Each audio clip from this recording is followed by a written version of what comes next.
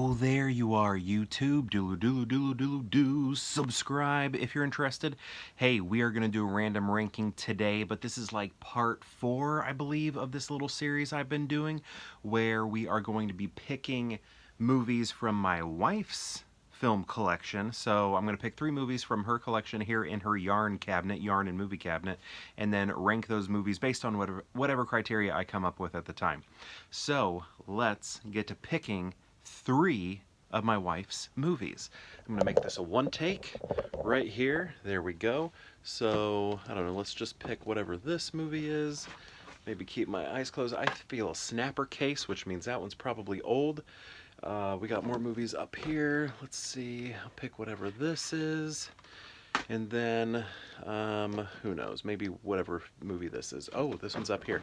So, I got to make sure I've seen these, so let me check really quick. That's a TV show. The Beekman Boys.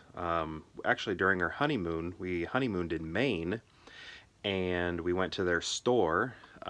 These people were like, I don't know, they were on The Amazing Race. They had a reality show. This is the reality show. And then, yeah, during our honeymoon, we went out to their store up in upstate New York, Sharon Springs, I believe. And then we met, I believe his name is Brent, if I remember. My wife knows them better than I do. You know, well, but I have watched the show, and I've watched their season of Amazing Race. But this is not a movie, so we cannot rank this. Okay, so let me grab one more. Oh, I feel a Blu-ray. I feel a Blu-ray. Whoa, am I knocking stuff over? Let me fix that. Okay, have I seen that? I have. Ooh, okay. So, let's get to ranking these movies. Let me show you what they are. Okay, so that first one, that snapper case, is Miss Congeniality with Sandra Bullock and Winston from the Ghostbusters. And I like this movie. I think this movie's pretty funny. I mean, I don't know. With this one, the sequel, they're both funny. Candace Bergen's good in it. Michael Caine, what's he doing? Oh yeah, he's teaching her how to be a lady. Basically, it's kind of like My Fair Lady, except for it's like this rough cop who enters this beauty pageant to stop some crime that's happening. Ernie Hudson is in it, right? I keep saying Ernie Hudson, but let me double check to make sure. Yeah, Ernie Hudson's in it. And Benjamin Bratt, he's pretty good in it, sort of the love interest character. But yeah, it's like a Cinderella story. It's a My Fair Lady story. It's that whole thing. And, you know, between this and My Fair Lady, I'd rather watch this. This is much more fun, and Sandra Bullock's great in it, and she's very funny. And I think during this time she said she was interested in, you know, she was like looking at Jim Carrey and like, you know what?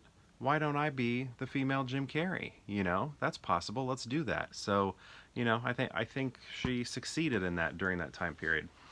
Okay, so the next one is Bed of Roses, and this is actually a movie that I recently bought for my wife. Does that, to you, just at a glance, look like, why is his name escaping me? Man, when I'm on the spot, everybody should know Kevin Costner's name. There we go. Does that on the spot just look like Kevin Costner?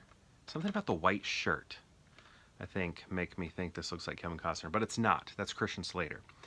But this is like a movie I recently bought for my wife for, I think it was Christmas or her birthday, one of the two. And some movie that she loved as a kid had this movie as a preview before the movie, right? And she knew the preview very well. She knows the preview so much. And then she's like, but I've never seen the movie. So you know what? I went out, I bought the movie, got it for her, and we watched it. And it's a good movie. It's, you know, has some creepy moments. He's a little creepy, but, you know, I guess it just kind of blows over. He sometimes goes a little far in this relationship here that he has with Mary Stuart Masterson, and but overall, you know, I think it works out and things are fine. But I think maybe the tone sometimes is a little more serious than I want it to be. I think I wish it was a little bit lighter fare, but you know, still good. We liked it. Then we have Light Between the Oceans. Now this is sad and depressing, and we have Michael Fassbender, we have Alicia Vikander, and Rachel Weisz. I don't really remember her. No, I do remember her in it now, but yeah, I'm trying to remember like specifics of the plot. It has something to do with like kids and um, gosh, ha- gosh, I can't remember.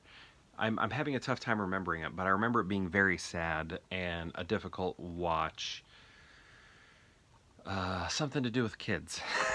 I can't remember. Like somebody raises a kid that's not theirs. I can't remember. Something like that. Or can't have kids. I can't. Gosh, I can't remember. But anyway, how are we going to rank these?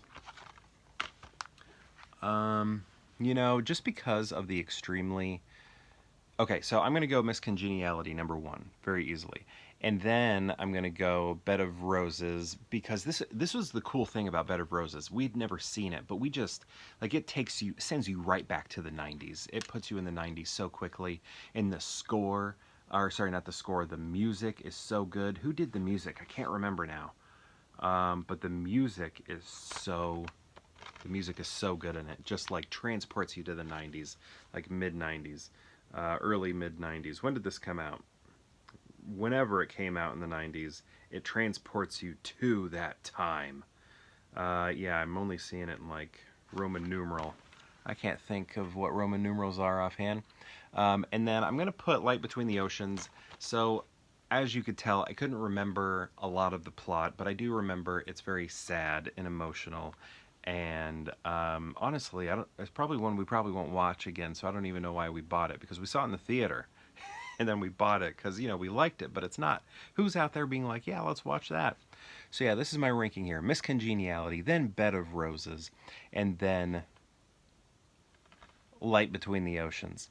Anyway, so my question to you is, have you seen these movies? And if so, what do you think of them? And if you've seen all three, how would you rank them? I'd love to know. Let me know in the comments below, and perhaps I'll see you tomorrow for more Pure Hangout.